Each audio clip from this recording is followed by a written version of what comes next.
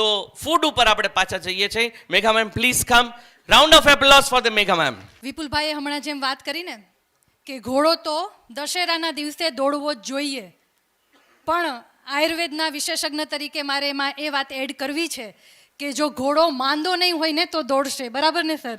એટલે ઘોડાને પરીક્ષાના દિવસે મીન્સ તમે લોકોની તબિયત એટલી સારી હોય કે આખા વર્ષ દરમિયાન તમે લોકોએ જે તૈયારી કરી છે, અહીંથી જે માર્ગદર્શન મળ્યું છે એનો ઉપયોગ કરીને તમે તમારું બેસ્ટ આપી શકો.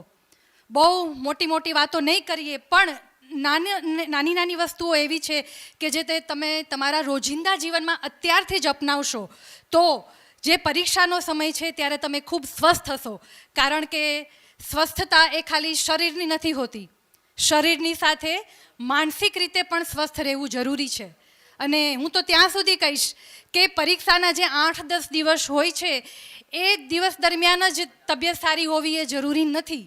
પરીક્ષાના 1 મહિના પહેલાં આજથી જ તમે તમારા ડાયટ ઉપર તમારું જે આખું સર્કેડિયન રિધમ છે કે તમે ક્યારેક સૂવો છો, કેટલું સૂવો છો, અને તમારું આખું શેડ્યુલ તમે કઈ રીતે પ્લાન કરો છો, એ બહુ નાની નાની વસ્તુઓ છે કે જે અહીંથી સરે પણ બહુ સરસ રીતે માર્ગદર્શન આપ્યું, પણ એને તમારે તમારા જીવનમાં આજથી જ અપનાવવાની જરૂર છે.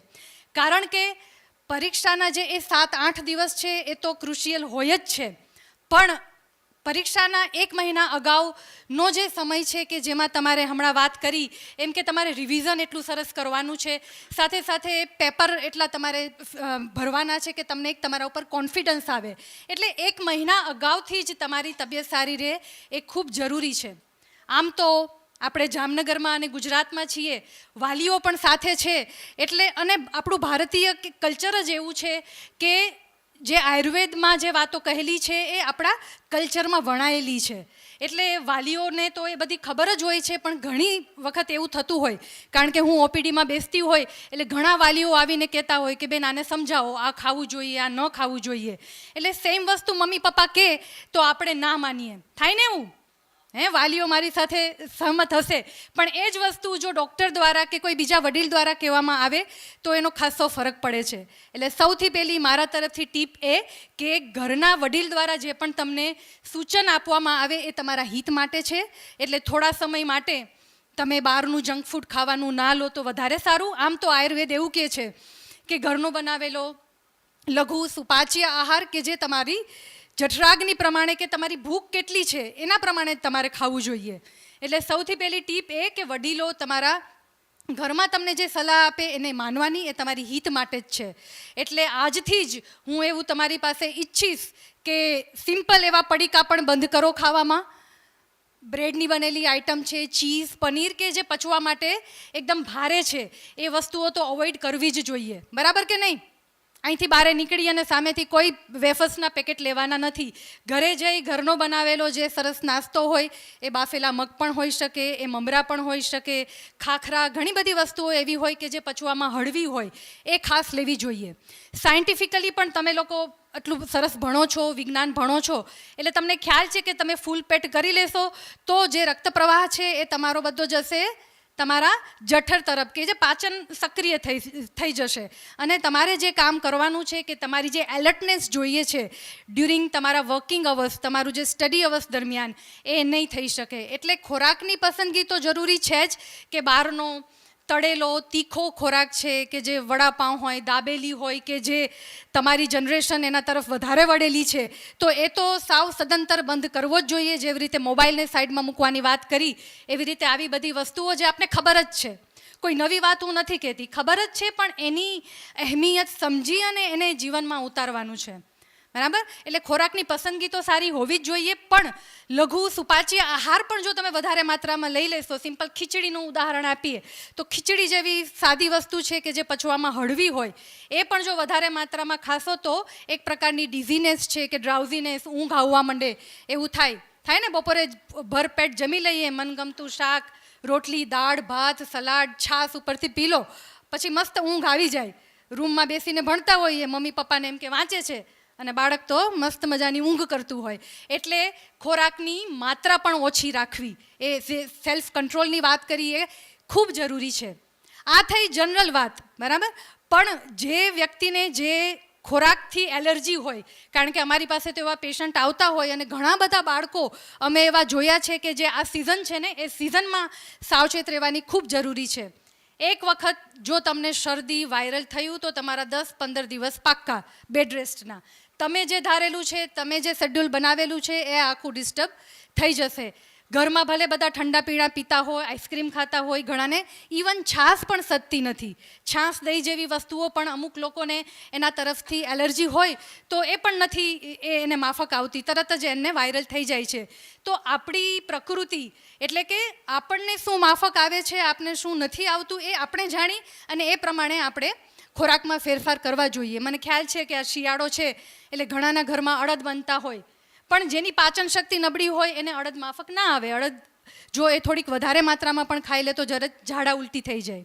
બરાબર? એટલે આવી નાની નાની વસ્તુઓને ખૂબ તમારે ધ્યાનમાં લેવાની જરૂર છે, કારણ કે પરીક્ષાના સમય દરમિયાન સિમ્પલ તમને પેટમાં દુખાવો હશે કે માથાનો દુખાવો હશે તો પણ તમે વ્યવસ્થિત કોન્સન્ટ્રેશન નહીં કરી શકો. બરાબર કે નહીં? અને શરદી, સડેખમ, ઉધરસ થઈ જશે અને જો ભૂલથી તમે કોઈ એવી એલોપેથી દવા લીધી કે જે તમને ડ્રાઉઝીનેસ કરે છે, બરાબર, તો તમારા પછીના 8-10 કલાક તો તમારે ગણી લેવાનું કે તમે તમારા શેડ્યુલમાં નહીં રહી શકો.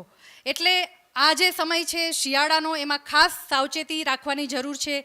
જો કોઈને કેળા ન સદતા હોય તો કેળા નહીં ખાવાના, કારણ કે ઘણી વખત ગ્રુપમાં વાંચતા હોય, ઘરમાં 2-3 ભાઈ બહેનો હોય તો એકની પ્રકૃતિ અલગ હોય.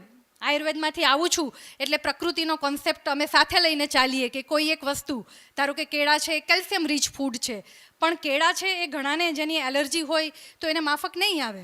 એવી રીતે છાશ પણ છે, કદાચ મને માફક આવે, તમને માફક ન આવે.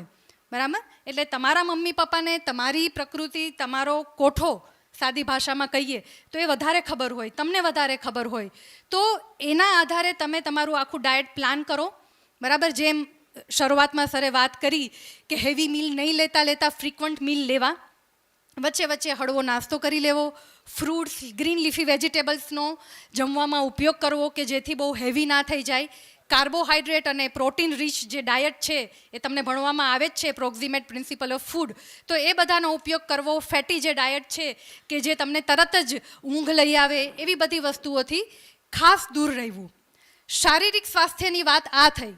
બરાબર? પણ સાથે સાથે હજી સુધી જે કદાચ ટોપિક ટચ નથી થયો, કદાચ આગળ થાય એ મને ખ્યાલ નથી, પણ એવી રીતે શારીરિક સ્વાસ્થ્યની સાથે સાથે માનસિક રીતે પણ પરીક્ષાના સમય દરમિયાન અને આ જે 1 મહિનાનો સમયગાળો છે એ દરમિયાન માનસિક રીતે સ્વસ્થ રહેવું વધારે જરૂરી છે. કારણ કે તમે શારીરિક રીતે પણ સ્વસ્થ હશો, પણ જો મનથી થોડાક ઢીલા હશો, ટેન્શનવાળા હશો, એન્ઝાયટી હશે, પરીક્ષા કેન્દ્ર પણ પહોંચવાનું છે, થોડાક મોડા પહોંચ્યા, આવા કિસ્સા તમે પણ સાંભળ્યા હશે ને, કે ટાઈમ છે 9 વાગ્યાનો અને તમે એક્ઝેક્ટ ટાઈમે પહોંચો છો, રોલ નંબર ગોતવામાં વાર લાગે છે. એટલે એન્ઝાયટી જે છે ને એ તમારી બધી આખા વર્ષની મહેનત તમારી પાણી ઢોળ થાય છે. જેમ સરે વાત કરી એમ આખા વર્ષ દરમિયાન તમે જે ભણ્યા છો એને તમારે પ્રેઝન્ટ કરવાનો સમય તમારી પાસે માત્ર 3 કલાક છે.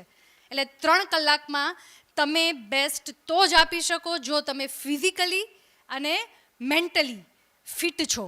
અને એ મેન્ટલી અને ફિઝિકલી ફિટ રહેવા માટે તમારે આજથી જ કામ શરૂ કરી દેવું પડશે. સમય થોડો ઓછો છે એટલે મેં બહુ ઝડપથી અને બહુ ટૂંકમાં તમારી સાથે વાત શેર કરી છે, પણ મારી વાતને પૂરી કરતાં પહેલાં એક વાત હું તમારી સાથે શેર કરવા માગું છું કે એક વક્તા તરીકે તો આજે હું અહીં ઉપસ્થિત છું જ, પણ તમને કદાચ આ વાત જાણીને આશ્ચર્ય થશે કે 26મી ફેબ્રુઆરીના રોજ 10મા બોર્ડની હિન્દીની પરીક્ષામાં હું પણ અપિયર થવાની છું. બરાબર? એટલે એક્ઝામ ક્યારેય પૂરી થતી નથી. જેવી રીતે આગળ વાત થઈ એમ આ તમારા જીવનની પહેલી અઘરી ગણાતી પરીક્ષા છે, જે ખરેખર અઘરી છે નહીં. આ બધા માર્ગદર્શન જે મળેલા છે એને તમે યુટિલાઇઝ કરશો તો એ અઘરી પરીક્ષામાં પણ તમે તમારું ઉત્કૃષ્ટ પરિણામ આપશો. એટલે પરીક્ષા માટે તમારે મેન્ટલી અને ફિઝિકલી તૈયાર રહેવાનું જ છે.